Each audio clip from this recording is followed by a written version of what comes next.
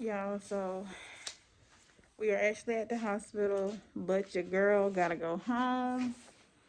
I have to go home because I had took my Lovenox last night at 11, and they was like they need what 24 hours, 24 to 25 hours for it to be out your system, you guys. And I did not know that, and I took my shot last night. So now we have to go home and come back tomorrow for induction. I got to come back tomorrow at around like 11. So today we had to come at 8. So baby boy we have to wait another day to see his parents, right, baby? So, and you know, I don't want no type of complications, so I would prefer to come back tomorrow. Anyway, I'd rather be safe than sorry. I just wanted to come give you guys an update because I know a lot of people know that today is my induction day, but induction day 1 failed, no success.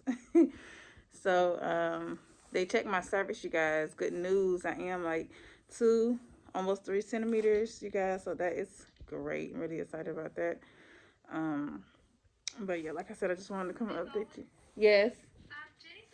So, like I was just saying, I just wanted to come and update you guys on progress with baby, and let you guys know if you are taking Lovenox, y'all, or any type of blood thinner, do not take it before your induction day, because you will not be induced at all. Okay.